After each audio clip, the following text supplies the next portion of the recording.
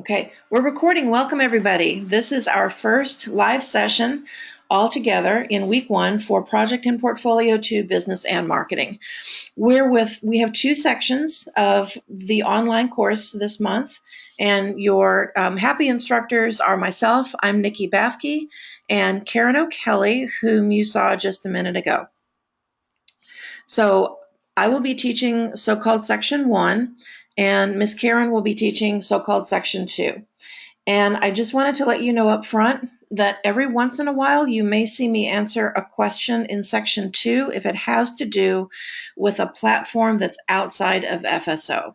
We do have a couple of additional platforms we use. They're both McGraw-Hill platforms, and one person has to be able to access that platform with a login and a password in order to set up assignments and games for you, and that person just happens to be me. So if you have a question about one of those games, you may get an answer from Ms. Karen or you may get an answer from me.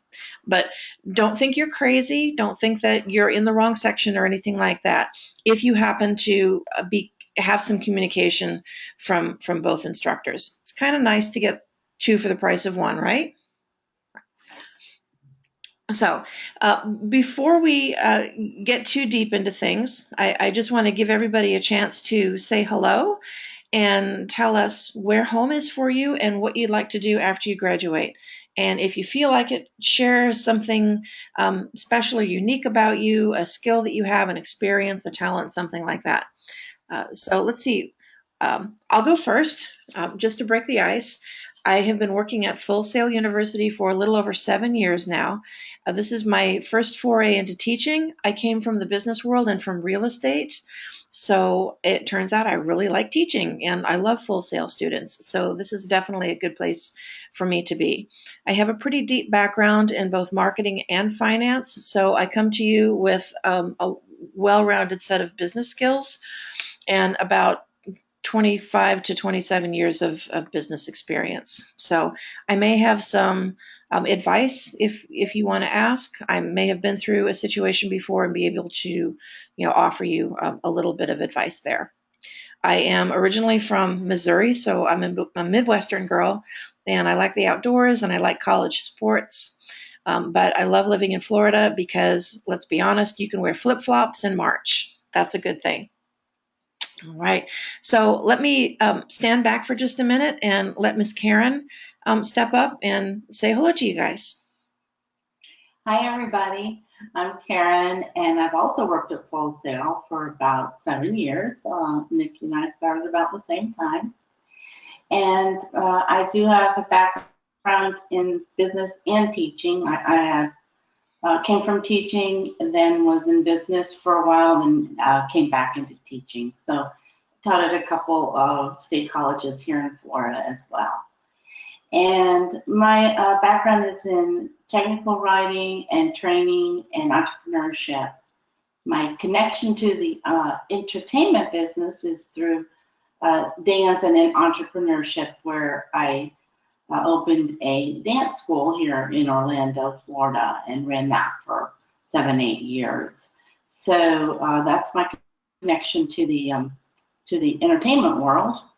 And my educational background is in international business. My undergraduate degree is in Spanish and French, and my graduate degree is in business, where I did an internship in Paris, France. And that area of internship was actually accounting. So I have a lot of different experience with accounting, training, education, and also technical writing and entrepreneurship. So if there's any way I can help you this month, feel free to reach out, and I'll be available to answer any questions as well. Thank you. Thank you so much. Okay, we've got a couple of people with us right now. Sheila, if you are in a place where you can unmute yourself, will you pop in and say hello?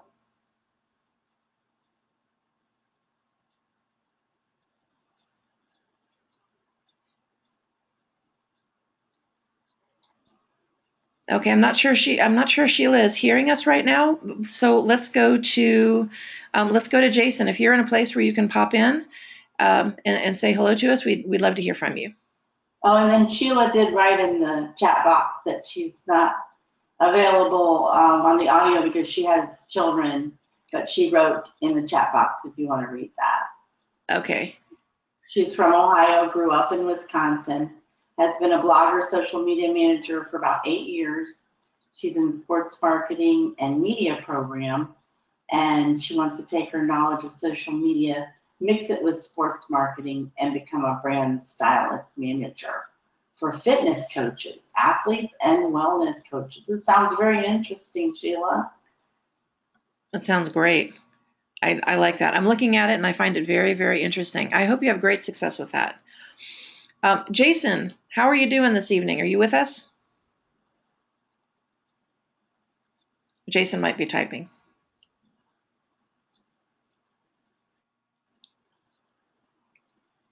Okay, so here's what I'm going to do I saw a green microphone for a second.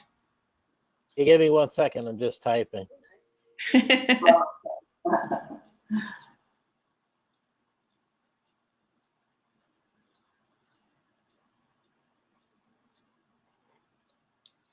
Okay, so while Jason types, what I'm going to do is just move ahead and we'll move through these slides pretty quickly. You've already had at least one portfolio. You've probably had portfolio one at this point, which is where you focused on your own brand. In portfolio two, we're going to focus on another brand that's not your own, a company, a division, or some other brand that you are interested in whatever industry it might be, whether it's music or sports or managing a venue or managing an artist, any of that. So portfolio two is going to be research and analysis focused, and the skills that you will get better at will be research and referencing and writing and communicating. And your asset at the end of portfolio two this month will be a professional business report. It will be a market analysis report. So Jason says that he's not really in a place to unmute himself because there's a lot of commotion with the dog and the cat. Okay. He's from Connecticut, works at a newspaper, teaches music. Okay. So actually I used to work at a newspaper too. I did print advertising, so we have that in common. Previously worked at a record label and have owned your own. And after graduation, you'll be looking for a job in internet marketing and trying to start your own company on the side. And you've published two books. You've published two books as well. You've been very busy. It looks like we have a couple of very busy. Oh, what are the books you published? I'm curious.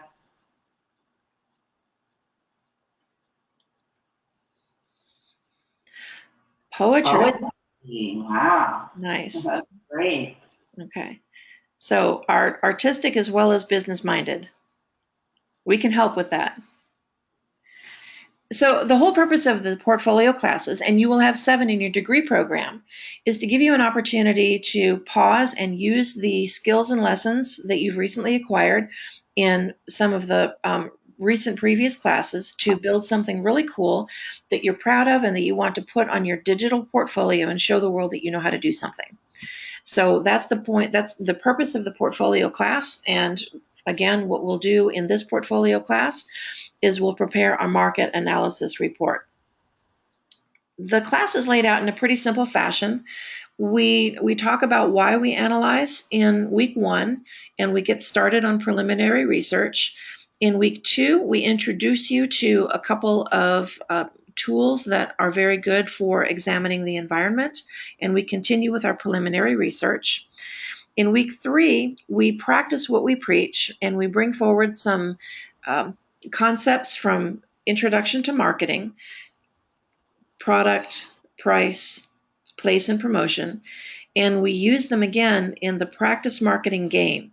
You were introduced to this McGraw-Hill platform called Practice Marketing when you took Introduction to Marketing, and you kind of got your feet wet in the game.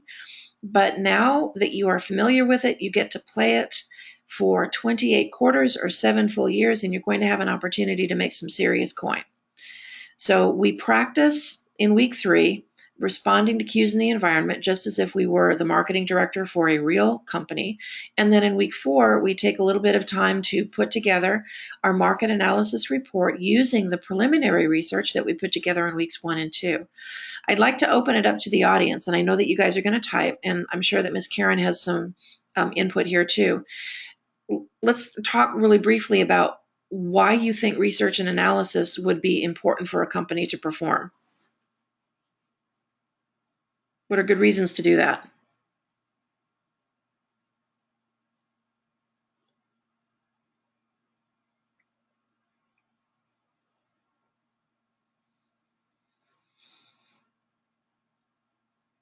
I can hear you thinking and madly typing, I can tell.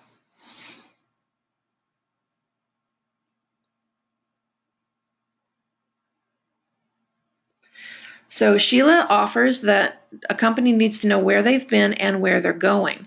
Okay, so they're positioning themselves in the environment in activities and happenings, and what competitors are doing and what customers want to need. Absolutely. So not only are you paying attention to what your own customers want, but you're also interested in how well your competitors are doing and how their customers compare to your customers. We want to be able to position our company so that we are perceived as unique.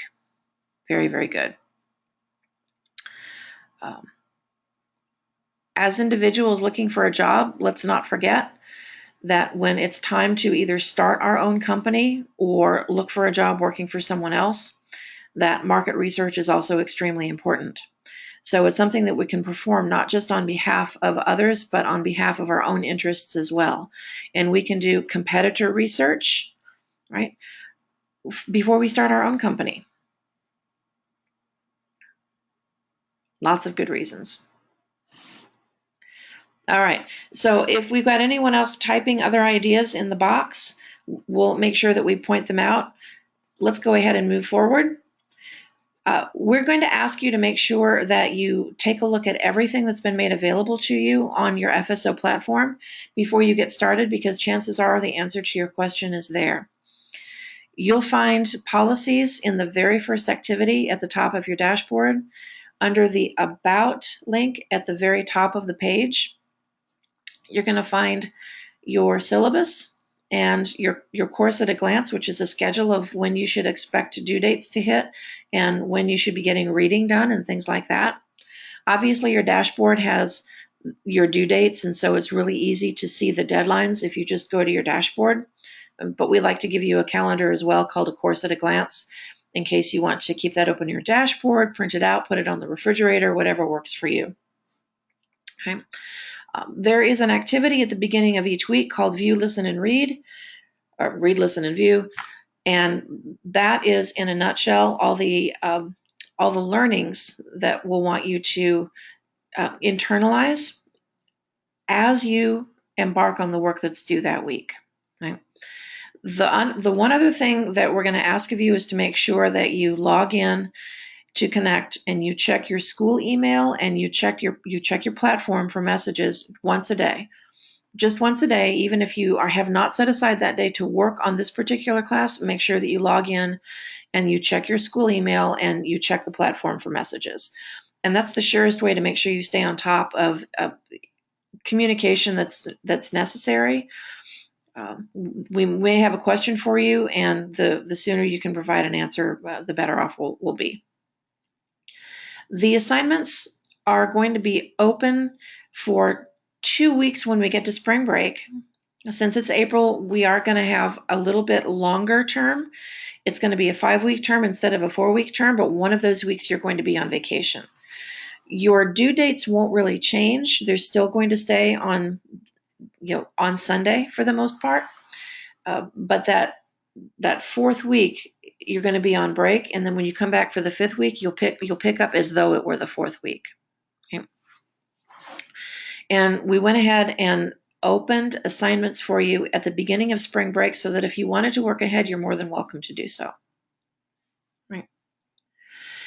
Let's go ahead and talk about the things that we're going to be covering by week 1, 2, 3, and 4, and we'll spend just a quick moment talking about each so that you're oriented, and maybe we can offer you something separate from what you see in the instructions. So our first discussion board is about really competitive spaces. And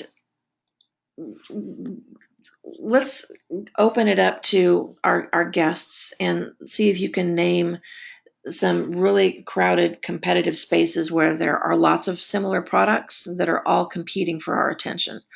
And I'll let you type those in as I'm talking. What we talk about here are red oceans, so called because of the sharks that are circling and all the blood in the water. That's what we call a hyper-competitive space. So the suggestions that we have here are smartphones, that's a red ocean, definitely, and streaming services, right? Like Netflix, Hulu, Amazon, and more, right? Because we can stream music and we can stream other entertainment. So this discussion board is in the first week because we also look at competitors when we do our week 1 preliminary research. Understanding competitors and using market research to understand our competitors is extremely important for the success of our own company. What we want to do is achieve a sustainable winning performance. We don't want to slaughter our competition. We don't want to decimate it. We never really want to do that. Competition is good because it keeps us honest. As long as customers have another choice out there, then what we have to offer is always that much better for it. So competition is actually good. It keeps us on our toes. It makes us offer you and me, because I'm a customer too, makes us offer the best value for our money, and it keeps us honest. So in week 1, on the discussion board, you get to explore hyper-competitive spaces called red oceans. Any questions, comments before we move on?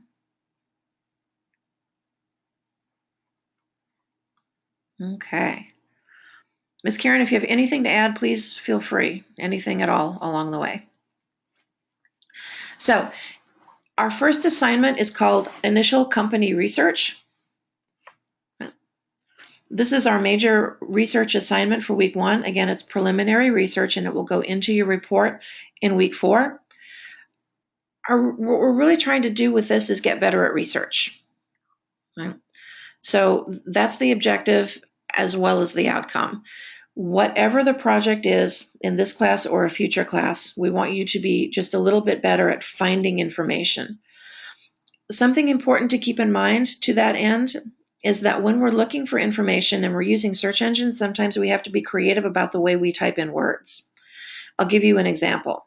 I had a student who decided to research Nike athletic shoes, which is perfectly fine. And the product lines he researched were cross trainers, basketball shoes, and football cleats, which is also perfectly fine. And then in the market analysis report in week 4, he recommended moving into the Chinese market, which is also perfectly fine, except that Chinese people don't play American football. So it didn't really make any sense to recommend going into the Chinese market with football cleats. And when I asked him about it, he said he couldn't find any information on what sports Chinese people play. This is a case of just being a little bit more creative about the way that you phrase searches. So instead of phrasing the search with an idea that you already came up with, such as Nike in China or Nike sales in China, it would be more productive to think a little bit more creatively and Google something like, what are the top participant sports in China? And we'll actually discover that soccer is probably number 1. And we can find out what kind of shoes we should be selling in China. And that'll make it more specific. If you want to recommend moving into China, that would help make it more specific for that particular market. Does that kind of make sense? To be creative about the way we phrase things and don't always expect the information to come up on the first time? I hope so. Okay. All right. Any questions or comments about that?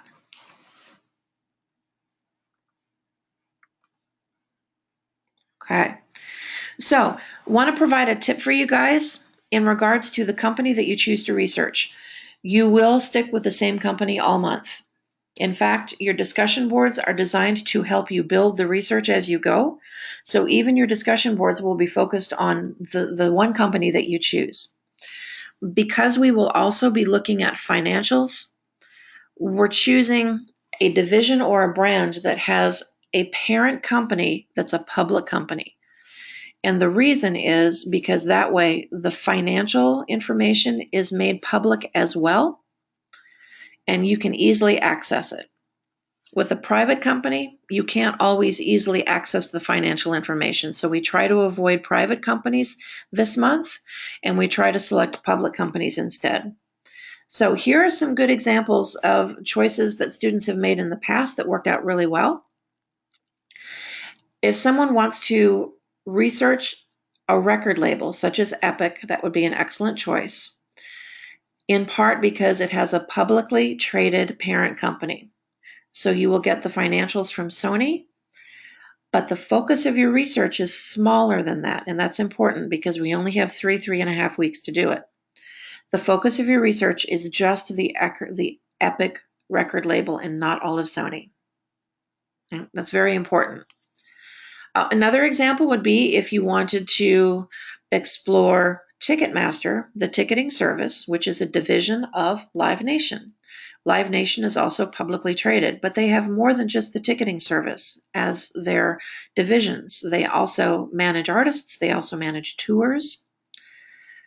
But if you wanted to look at Ticketmaster as the focus of your research, that would also be an example of a good choice, in part because they have a publicly traded parent where the financials are public, and that would be through Live Nation. Okay. So I hope that explanation helps you a little bit. And it's always a great idea if you have, even if you don't think you have any questions, to shoot your instructor an email and say, hey, this is the division or brand that I think that I would like to research. And its publicly traded parent company is XYZ. Does that sound like a good choice to you? Right? So just shoot us a quick message on the FSO platform, and we can get back to you with a yes, that's great because it's worked out really well in this fashion for others, or it's an okay idea, but how about if we move it in this direction a little bit, and that might be even easier for you and more productive for you. So definitely check it out with your teachers, what you decide to do, and we'll offer you feedback. Questions, comments? Everybody okay so far? Anybody have a company that they are really excited about or really passionate about and have kind of always been, and maybe this is an opportunity to dig deeper into that company?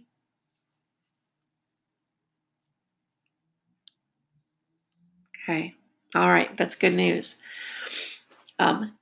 Amazon Studios. Interesting. I have not had a student do Amazon Studios yet. I would look forward to that. Very good.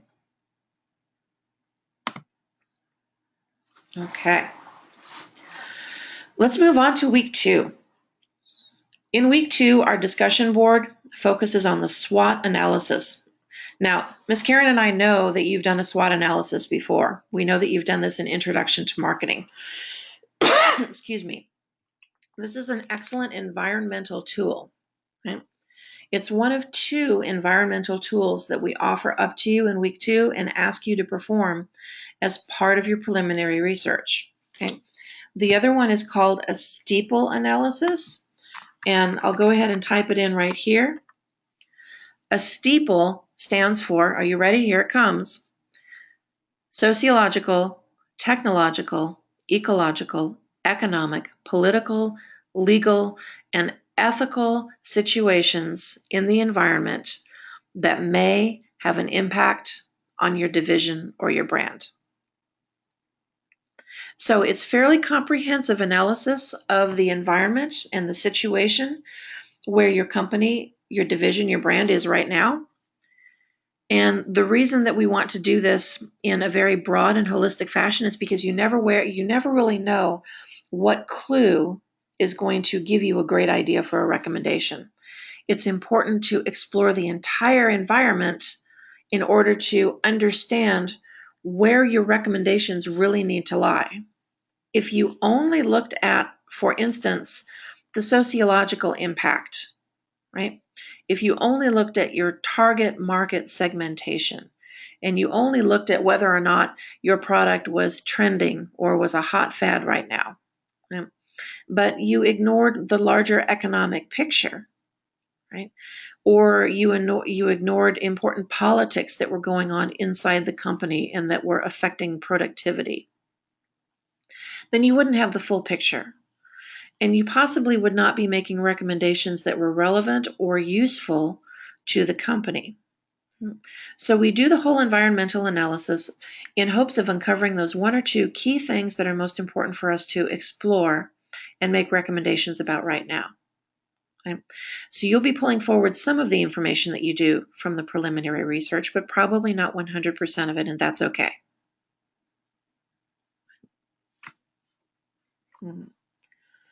So that being said, again, in week 2, your preliminary research is an environmental analysis, and you get to do 2 environmental analysis tools, the steeple and the SWOT. Okay? You will be very good at SWOT analyses by the time you graduate Full Sail University. You'll probably wind up doing at least 3, and it's because they're so useful. You can use a strengths, weaknesses, opportunities, and threats analysis, not just of a company, but of a brand, or even of perhaps a person that you're thinking of hiring. You can do it for a product. You can do a SWOT analysis for just about anything. Right? So again, super important that we explore the entire environment so that we understand what the most impactful items are, what's really happening right now. Ms. Karen, what do you have to add about the SWOT analysis or the steeple analysis? Anything at all? Well, the SWOT analysis, you probably remember from, well, we used to do it in the intro to marketing class. So maybe you did not do that before, but it is an important part because it just helps you, kind of hone in on the different, well, especially the threats, is an important part as far as figuring out what your competition is, and if there are, as Nikki pointed out, any other political threats or harmful things that are going to affect your business. So it's a model, and it's kind of like a little bit of a procedural type analysis, but it really helps you hone in on looking in and not, making sure you don't leave anything out, covering those 4 bases. That's what it is. The steeple and SWOT analysis makes sure you don't leave anything out. I probably should have said that first. All right. Any questions about week 2 when we're doing the steeple and the SWOT analyses?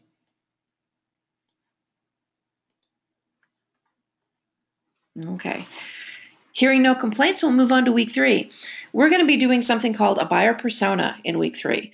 And you will look at one of the products that your brand or your division produces, a product or a service, and you will imagine a customer whose emotional needs or desires are solved by buying that product or service. So it's not a push operation, so to speak. It's very much a pull operation. So instead of exploring from the side of the product or service, you explore from the side of the individual. The reason buyer personas are useful is because they create a representation of a real person. And it helps us to design the product better. It helps us to relate to customers through the customer service department better. It drives a number of decisions in a number of departments because we have personalized and humanized our customers. They're not vague anymore. They're real. And we create backstories for them, and we create demographics for them, and we imagine what their needs are, right? It could be that if Pandora is your product, that a subscriber to Pandora needs a way to decompress. And she could be a very busy single mother of 3, and Pandora is her indulgence. It's her treat to herself.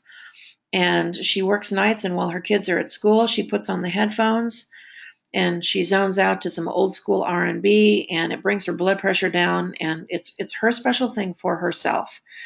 That would be a random example of a buyer persona and how that person's needs are met with Pandora. Right?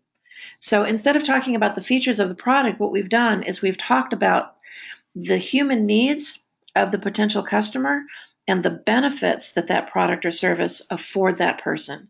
And so when we do a buyer persona on the discussion board in week 3, that's the angle that we'll be coming from. And again, having a fictionalized human who represents a real potential consumer or customer is just a very powerful way for us to find a way to speak to that customer in a better way. Share values with them, share stories with them, share a dialogue with them. And that helps them be loyal to our product and understand that we have something to offer them. Okay. It'll help your research too, and it could even help you generate recommendations for your company. So also in week 3, we get to play the practice marketing game again. Everybody say yay! So you will actually get to play this game for 28 quarters. And don't worry if you don't remember much about it. We've included the tutorials, and we've included attachments that help you with the game. And also, we've set it up so that if you don't like your results after you play the game once, you can play it again. So we've given you 2 opportunities to play the full 7-year game. And half of your credit for this assignment is simply by finishing the game. The other half of your credit for this assignment is the critique that you write that assesses how well you performed as an analyst. Because remember, this is a class about research and analysis, so we want to always be thinking about how we're responding to environmental cues. We want to pretend that we're marketing directors and that we're trying to take in information and use it to position our products and our services better so that we have a sustainable winning performance. Jason said that he did terribly last time when he played practice marketing and introduction to marketing, but you will have an opportunity to really make money. I promise you, especially because you have 2 turns. It can take 10 or 15 turns just to get your feet under yourselves, so to speak, and understand the kind of changes that you need to make for each turn in order to really meet your customer and have an impact on them. Yeah. The game has been compared to a real-life internship, and a lot of people look at it that way. The game is interactive, and it changes every time you open it and play it. And so your competitors, and you see your competitors over here, these little blue platforms right here, they become your competitors as soon as you start playing the game. They are going to try and steal your customers, right? Oops, move that one. I'll put that back. Here we go. So you do have other people out there who are competing for the very same people that you're competing for. So you kind of have to use that feedback to position yourself and make sure that you are giving yourself a window, a space in that market where your particular product is the best product and people are coming to you and spending money with you. It actually gets kind of fun. When you get to play it for more quarters, it really does get a little bit more fun. Sheila says her 7-year-old played into her practice marketing game and she failed too. Sheila says she never even got the chance to play because her daughter, or I don't know, as if that your daughter or your son, but your 7-year-old got to play through all the turns. Oh my goodness. Yeah. That's funny. Especially because you have 2 chances, Sheila. So if one of your kids gets in there and starts typing around, you have a second shot. So you've just taught me that there's more than one good reason to give you 2 chances to play the game. All right. Questions or comments about week 3, practice marketing, buyer personas on the discussion board? Okay. All right, moving forward to week 4. On the discussion board, we talk about communicating with the client. You have done the research, you've prepared the report. Now we need to talk about how to communicate with the client in such a way that the presentation is effective and engaging, and your client is confident in your recommendations and trusts you. And that's in chapter 4, week 4, chapter 4 of the book. What a coincidence. Yay. I wanted to share this with you. It's called RAFT, and it stands for Role, Audience, Format, and Topic. One of the cool things that we get to do in the campus class, since we're actually there in person with each other, is we get to do some interactive games sometimes. And what we do in the campus class is I try to encourage students to get out of the teacher-student mindset, and that the activities or the assignments that we ask you to do these are just assignments, and you're just a student and you're just turning it into the teacher for a grade. What we really want you to do is we want you to imagine that you are instead the employee, and that your instructor is your hiring manager or your division manager. Or we want you to imagine that you are the consultant and your teacher is the client, right? And that would be the case for this Portfolio 2 classes, which is research and analysis oriented. We use this activity in the class to force students to take on a strange role that's not that of student. And then they have to choose the audience to whom they're speaking, the format in which they're going to present, and the topic that they're talking about. And some of the things and they don't know what their role is going to be. The role is a surprise. They have to draw it out of an envelope. But we have some really interesting roles. For instance, one role is a blind person. Another one is a homeless person. Another one is a knight. Another one is a superhero. Another one is a mad scientist. Another one is an endangered owl. So you get the picture. This is kind of fun.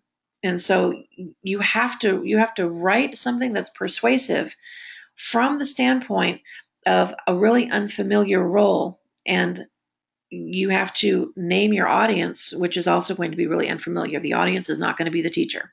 Right? So maybe the endangered owl is talking to an environmentalist, or maybe they're talking to an oil refinery or a logging company executive or something like that, but you get the picture. The endangered owl's interests would be perhaps different from the executive at the logging industry, but the endangered owl has to talk to that executive in such a way that they're persuasive and understood. Right? So you always have to imagine who your audience is and who you're talking to. And that's absolutely going to be true no matter what kind of analysis you're doing, and no matter who you are presenting to. You have to be aware of who your audience is. So this is a great fun activity that we do in week 4. And we ask similar questions on the discussion board in week 4 for our online students, so that you can start to understand what your role is in the audience that you're speaking to as well. Okay. So to wrap things up, in week 4, of course, we do our formal market analysis report. Now, we provide a template for you. In fact, for each of the major research activities, we provide a template for you. So you never have to question what's expected. It's actually on the template, so you know what the groups are, what the topics are that you're supposed to write about. And if you've not put together a formal business report before, we think that you're going to find this particular template very useful, not only in this class, but in future classes, because it has some very standard stuff in it. It starts with an executive summary, and then it moves on to the objective. You always have a reason for doing the research, and you have to state what the reason is. That's the objective. The next thing you have to do is you have to tell people how you got the information. That's the methodology. Your client or your boss will want to know how and where you got the information. And then you move into findings, right? This is what you discovered. And the findings mean something. And this is the analysis part. We as humans are better than computers because we can connect the dots and we can synthesize in ways that computers cannot. Computers can do math, but only we can synthesize and come up with those future-oriented recommendations that are so important. So findings beget conclusions, and conclusions beget recommendations. And that is the ultimate goal of your market analysis report. It's to create future-oriented action steps for the client. Right? You are offering them new ideas of what to do next. So you're not really talking about what has happened in the past. except in the context of how it's going to inform what you think should happen in the future. So this isn't a rehash of the numbers and the incidences that the company already knows about. What this is a way for you to connect the dots, draw conclusions about information you discover, and use it to create new value for the company by offering them a recommendation that, again, is future-oriented, that tells them what to do next. It doesn't have to be a huge idea. It doesn't have to be super strategic and 30,000 foot level. In fact, sometimes the best recommendations are the simple ones that cost the least. As you can imagine, executives love to say yes to things that cost little to nothing. Okay? So your recommendations can be very specific and they can be very limited, and those will be equally successful. Okay? Again, as you move through your work this term, you're going to be sticking with the same company throughout. The parent company that is a public company, okay, that is only for the financials. And we do the financials in week 1. And don't worry, there's an attachment if you have not had accounting yet or haven't had any exposure to accounting. We're only looking for 5 very simple numbers. Right? And there's an attachment that shows you exactly where to get those numbers. So it's nothing to worry about. Once again, the parent company that's publicly traded is only for the financials. We're going to focus our research on the division, okay, on the division or the brand. And that's where it's going to stay. So the really important thing to remember as we move through the month is not to start floating and start doing research on the parent company, because that's not our focus. And the problem with that is if we get to week 4 and we start making recommendations for the parent, they're not going to have any relevance to the division that you started researching to begin with. Imagine how surprised your client would be if your client was Nike Golf, and you went in there to make a recommendation about Nike basketball. It really has no relevance. Or if you wanted to make recommendations for ESPN, okay, which is a division of Disney, and then started to forget that you were doing ESPN and started doing recommendations for Disney instead. Disney's enormous. You can't really make a recommendation for Disney. You have to make recommendations for each individual division. Okay? So we've shared that with you in hopes to help you remember that even though you might find out things about the parent company that might be relevant from time to time, you're really focused on the single brand or division that you've selected that is way underneath that parent company. Okay. Classic example, Epic record label is what you're focusing your research on. Sony just happens to be the parent, but we're not making recommendations for Sony. We're just making them for the Epic record label. Okay. Who has questions? We're at the question and answer stage at 8:15. Nice job.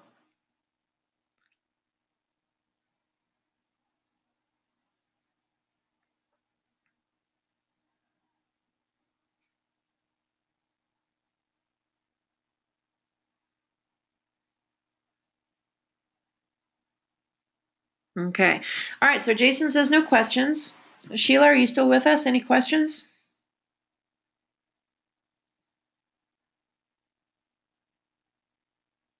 Okay. None that you can think of at this moment. Doesn't mean that you won't come up with some very, very soon. And if that's the case, just please feel free to jump on the platform and shoot us a message. It'll come through our email really quickly, and we promise that we will get back to you with what we hope will be a satisfactory and helpful answer. It's our job to help you, so please feel free to reach out and stay in touch with us. Communicate with us about any questions that you have, any issues that you're having. Again, we're here to help you. We want you to do your best. We want you to understand the work and hopefully enjoy the work a little bit along the way. And at the end, have something that you're proud of showing everybody. Right? All right. Sheila? What section are Yes, you ma'am. in, Jason and Sheila? Say it again. What section are you in, Sheila?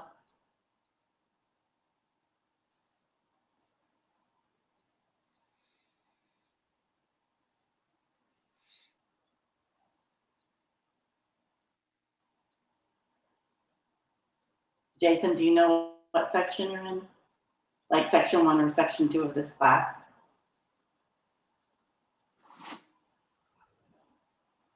Hmm. Oh, no. Oh, that's okay. No, you can Okay. tell really easily. All you have to do is go to your dashboard. It's okay that you don't know right now. And to be honest, I'm not sure. I've got close to 60 students this month. I don't know what section you're in yet either. I'll figure it out. I promise. We'll figure it out. But for now, you're either in online section 1 or online section 2. So you'll be seeing either a lot more of me in section 1. Jason will be seeing a lot more of me in section 1, and Sheila may be seeing a lot more of Miss Karen in section 2, or me in section 1, depending on what section she's in. Right. Okay. Nonetheless, we both love you, and we're happy that you were here with us tonight.